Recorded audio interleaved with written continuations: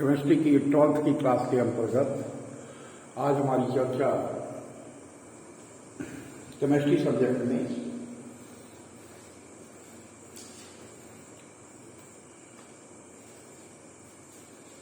Electrochemistry के अंतर्गत होगी। आज हम जो जानकारी देंगे आपको वो इस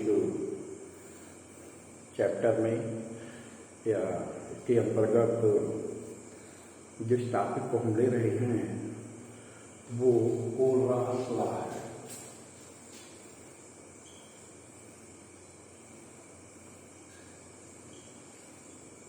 कोलरास लॉ और वीक इलेक्ट्रोलाइट हम चर्चा करेंगे कोलरास लॉ से, जो कि वीक इलेक्ट्रोलाइट से रिलेटेड है कि किसी भी वीक इलेक्ट्रोलाइट के लिए जो मोलर कंडक्टेंस होता है वो कैसे फाइंड आउट करते हैं, उसी से ये रिलेटेड लॉ है।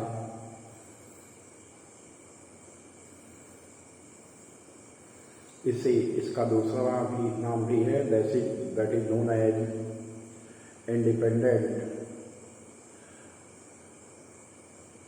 आयंस का माइग्रेशन से रिलेटेड है। इस लॉ को जो दूसरा नाम दिया गया है law of independent migration of ions, law of independent migration of ions या कोलरास लॉ।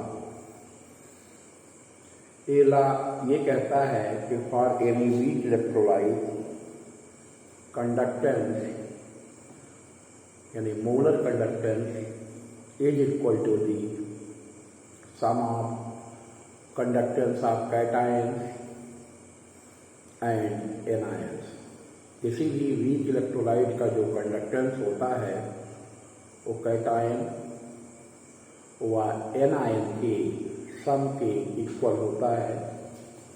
मैथमेटिकली इसको इस तरीके से एक्सप्रेस कर सकते हैं, लैम्डा यम इनफाइनाइट ए जी कोई इलेक्ट्रोलाइट है जिसका इक्वल सॉल्यूशन है, तो ये जब ब्रेक होगा तो ये जो कंडक्टेंस इसका है लैम्डा यम इनफाइनाइट ए प्लस लैम्डा यम इनफाइनाइट डायल्यूशन के लिए बी माइनस। ए भी एक इलेक्ट्रोलाइट है जो दो तरह के आयंस में ब्रेक होगा, वो आयंस ए प्लस और बी माइनस होंगे। तो जब ये आयंस ब्रेक होंगे जब ये इलेक्ट्रोलाइट ब्रेक होगा तो यह दो तरह का आयंस देगा और जो ए आयंस हैं ए प्लस और बी माइनस होंगे। इन दोनों आयंस की अलग अलग कंडक्टेंस होगी। तो जब हम किसी भी इलेक्ट्रोलाइट के लिए कंडक्टेंस निकालते हैं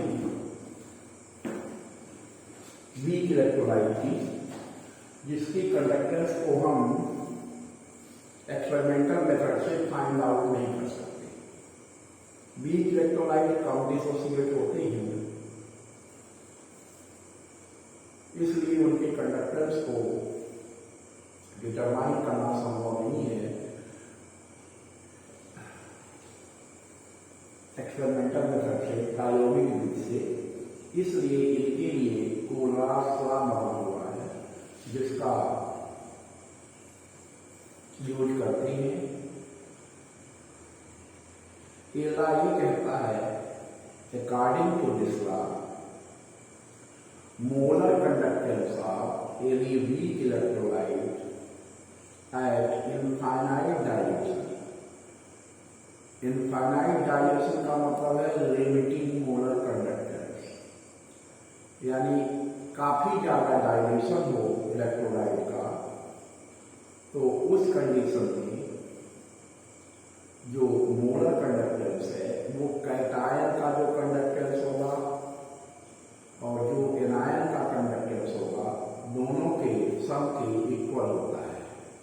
यानी कैटायन के कंडक्टेंस को और एनायन के कंडक्टेंस का जब हम सम निकाल देंगे हमें इलेक्ट्रोलाइट का कंडक्टेंस मिल जाएगा।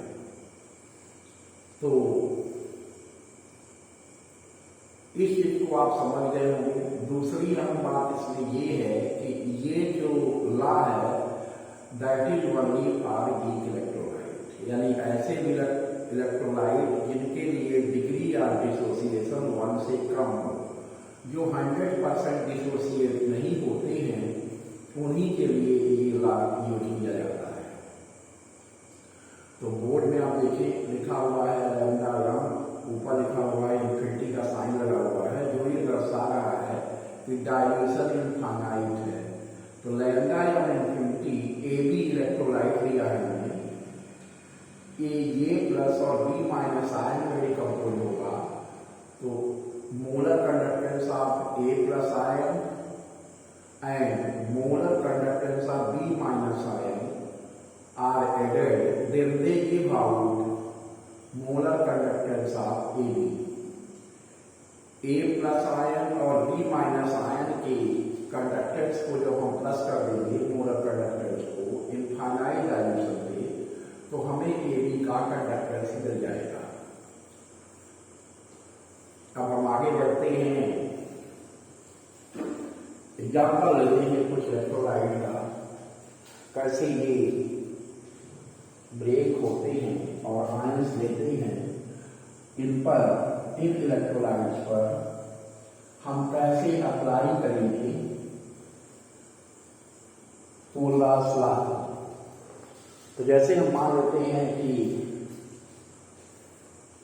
NH4Cl इलेक्ट्रोलाइट है, तो lambda M infinite NH4Cl equal to हो जाएगा lambda M infinite, positive ion यहाँ NH4 प्लस है, plus lambda M dilution infinite रखेंगे और Cl माइनस। अब एक इलेक्ट्रोलाइट और ले लेते हैं, lambda M infinite NH4 whole twice SO4, this equal to 2 into lambda m NH4 dilution infinite रहेगा plus lambda m dilution infinite और SO4 2 माइनस। यहाँ पर हमने दो इलेक्ट्रोलाइट लिए हैं, इनको डिकम्पोज करके हमने शो किया है कि इनके लिए कोलरास लॉ को कैसे यूज करेंगे। आगे बढ़ने से पहले हम यहीं पे आपसे प्रॉम्प्ट क्वेश्चन पूछ लेते हैं, तो ध्यान से सुनिए कि आज का मेरा प्रॉम्प्ट क्वेश्चन क्या है। तो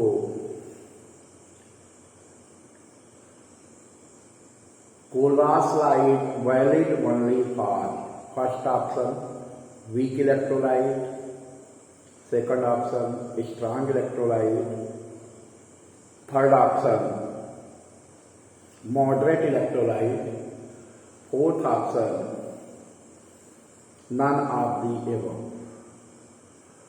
अब आगे हम यहाँ देखते हैं कैसे बोर्ड पे कि कैसे हमने कोलरास लॉ जो दो इलेक्ट्रोलाइट है एग्जाम्पल लिए हैं उस पर हमने कैसे अप्लाई किया है।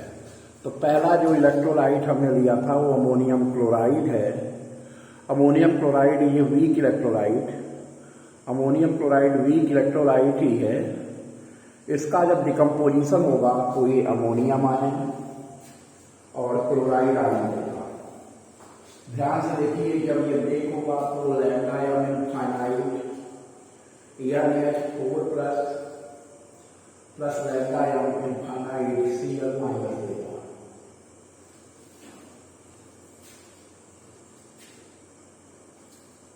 इन दोनों के मोलर कंडक्टेंस को जब प्लस कर दिया जाएगा, when molar conductance of both ions are added, then it gives out molar conductance of ammonium chloride at infinite dilution. दूसरा एग्जाम्पल आप देखिए, अमोनियम सल्फेट का लिखा दिया है हमने लैम्डा एम इनफाइनाइट पे, NH4 whole twice SO4, 2 into lambda m infinite, NH4 plus lambda m infinite जो लिखा हुआ है वो लिमिटिंग मोलर कंडक्टेंस का साइन है इंटू SO4 2 माइनस। तो किसी भी इलेक्ट्रोलाइट के लिए जो कि वीक हो, किसी भी इलेक्ट्रोलाइट का मतलब यहाँ स्ट्रांग इलेक्ट्रोलाइट से नहीं है, we can take any weak electrolyte. जब हम कोई भी वीक इलेक्ट्रोलाइट लेंगे उसी के लिए कोलास लॉ अप्लाई किया जा सकता है। तो दो एग्जाम्पल के माध्यम से हमने कोलास लॉ के कॉन्सेप्ट को आपको बताया है।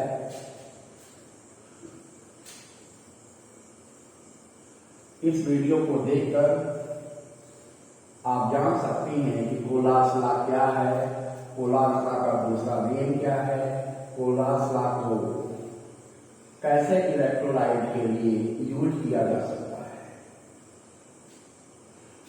जब हम कोलास लॉ से रिलेटेड प्रॉम्प्ट क्वेश्चन पूछ रहे थे तो वहां हमने एक चीज का डिस्कशन किया था। ऑप्शन में एक था मॉडरेट इलेक्ट्रोलाइट। स्ट्रांग इलेक्ट्रोलाइट और वीक इलेक्ट्रोलाइट के बारे में हम तो चर्चा कर चुके थे। मॉडरेट इलेक्ट्रोलाइट क्या है ये जान लें थोड़ा सा। स्ट्रांग इलेक्ट्रोलाइट का मतलब होता है कि जिसका पूरी तरह से डिसोसिएशन होता है, 100% डिसोसिएशन होता है, दैट इज स्ट्रांग इलेक्ट्रोलाइट।